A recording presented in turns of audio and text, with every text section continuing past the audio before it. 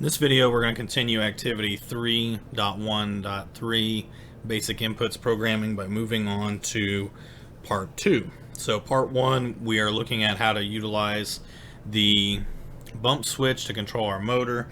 The sample code was provided, and then now we're going to move on down to what we're going to do is we're going to write a program based upon these behaviors. So I'm going to go ahead and copy these simple behaviors and move into Robot C. Now we still have our part 1 code here, so we already saved it from the previous step in the last video. So I'm gonna go up and go to File, Save As, and in our folder I'm just gonna rename by changing part 1 to part 2, and then I can go ahead and hit save.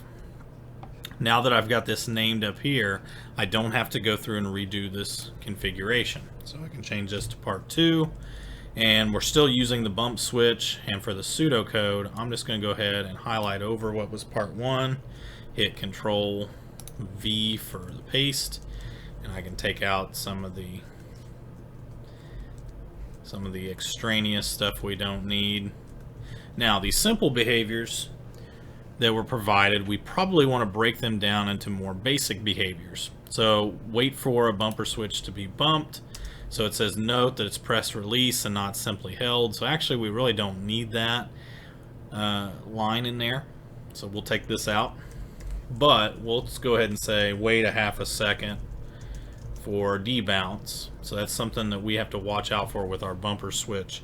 The internal spring will make, that's a bouncing effect to it. So we're gonna wait a half a second to give us time to get our finger off of that button. Both motors turn on at half power until the sensor is bumped again. So we'll go ahead and we'll move that down a line, and actually we'll go ahead and say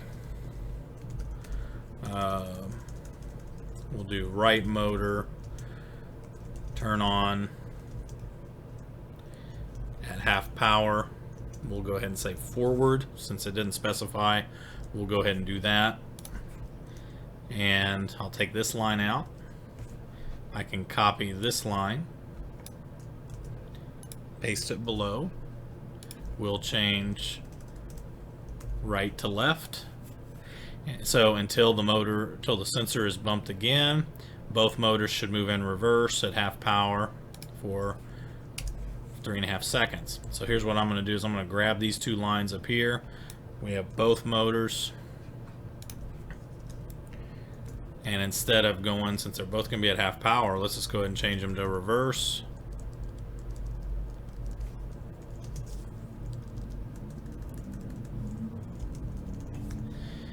We can get rid of this line for our pseudocode. We can go ahead and say wait for 3.5 seconds. And then both motors will stop. So we'll go ahead and we'll just change that out to be stop the right motor,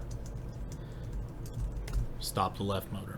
So this is breaking down the simple behaviors into basic behaviors, which are going to help us out with kind of writing our code. So what I'm going to do is let's go ahead and keep some of the code that we used from part 1, because a lot of the same steps are going to happen. We'll just open, modify, and expand to it.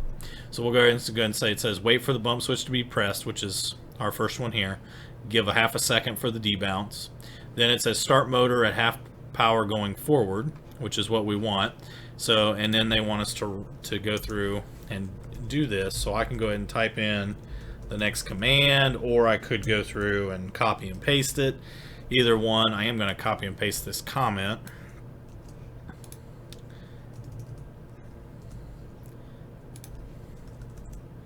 And do left motor. And then instead of the wait statement, which I'm going to go ahead and just create, we're going to need a wait statement later. So let's go ahead and say until the bump switch is pressed again. So I'm going to use the until bump of the bump switch. And then we'll do a, again, we might have to add this into our pseudocode. Let's wait for a half a second for debounce. And then right motor is going to go on half power in reverse. Left motor does. We're going to wait for a few seconds. So I'm actually going to just copy these two lines. We'll put them in right. So we'll go ahead and do -63 for both of these. And then what we can do here is we can say we're going to go forward. Instead of forward, we're going to go in reverse at half speed. Wait for 3.5 seconds. We'll update the comment. Stop the right motor. Stop the left motor. And again, I could have copied and pasted the line. Either way, sometimes I think it's easier to type. So for here, I'm going to grab these two comments. So I might have to just grab it by each line here. Paste that in.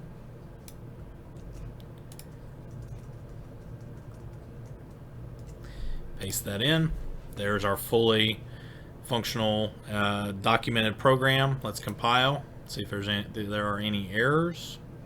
Make sure that we're doing all of our steps here. Let's download.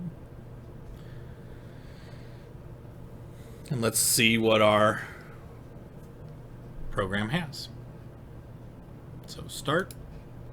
So program is waiting for the bump switch to be pressed. I go over here, I press the bump switch. There's our two motors. Those motors are going to continue to run going forward until it's going to wait for another bump to happen. So I'm going to go over here and I'm going to press the bump switch again. Now they switch going in reverse for 3.5 seconds and they stop the motors. So that's going to be part 2 behaviors that we want to see and also to document for the program. So I'm going to close the program debug window. Part 2 is here. I'm just going to go ahead and hit save, so that way, because that is part of part 2. And there is our properly documented program ready to go for submission.